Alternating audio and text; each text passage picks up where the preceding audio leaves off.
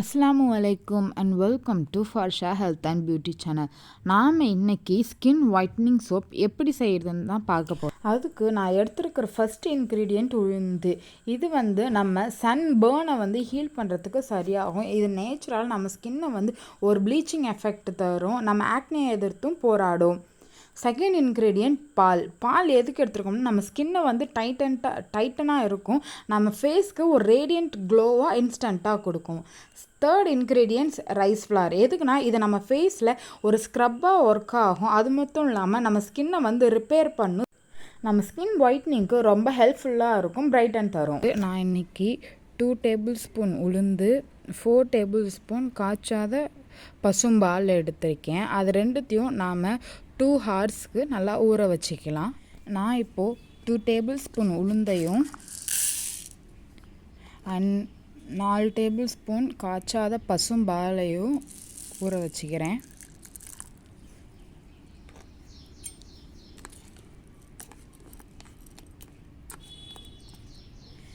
இந்த பசும்பாலோட சேர்ந்து உளுந்து நல்லா ஊறி வரப்போ தான் நமக்கு அந்த சோப்போட நல்லா பெனிஃபிட்ஸ் கிடைக்கும். இது 2 ஹார்ஸ் ஊறினதுக்கப்புறம் நாம் அதை எப்படி செய்கிறதுன்னு பார்க்கலாம். 2 ஹார்ஸாக ஊறின இந்த உளுந்து அண்ட் பச்சைப்பாலை நாம் மிக்சியில் ஊற்றி அரைச்சிக்கலாம்.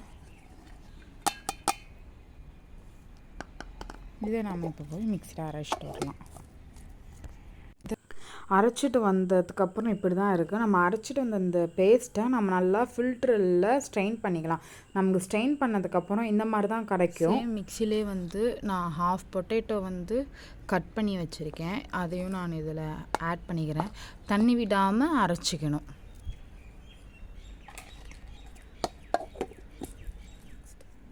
பொட்டேட்டோவை அரைச்சிட்டு வந்தாச்சு. இந்த மாதிரி தான் இருக்குது. இதை நம்ம ஃபில்ட்ரு பண்ணி எடுத்துக்கலாம்.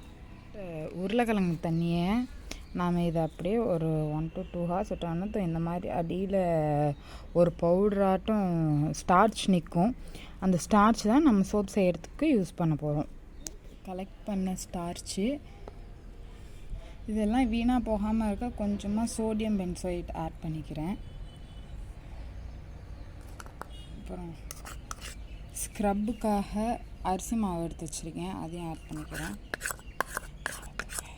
நாளை தூக்குவாங்க.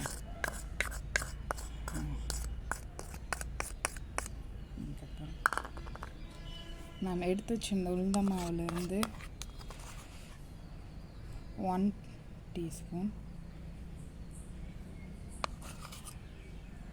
ஆட் பண்ணிக்கலாம். நல்லா மிக்ஸ் பண்ணிக்கலாம். நல்லா நாம் இதை இப்படி மிக்ஸ் பண்ணிக்கணும்.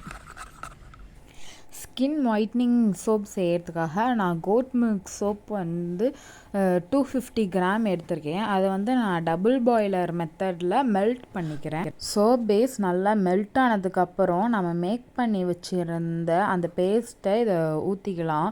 ஊற்றி நம்ம நல்லா கிண்டிக்கிட்டே இருக்கணும். ஸோ அந்த சோப் பேஸ் ஹீட்டில் இருந்தால் மட்டும்தான் அது ரிட்டன் கட்டியாகாமல் இருக்கும். இல்லாட்டி அது ரிட்டன் கட்டியாகிடும் சோப் பேஸ்.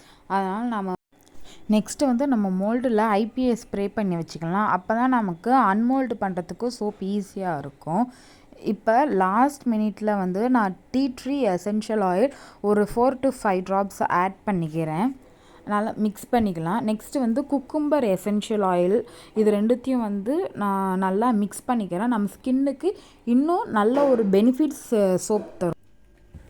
ஃபைனலாக நம்ம சோப்பை மோல்டில் ஊற்றிடலாம். சோப் அன்மோல்ட் பண்ணதுக்கப்புறம் இப்படி தான் இருக்குது.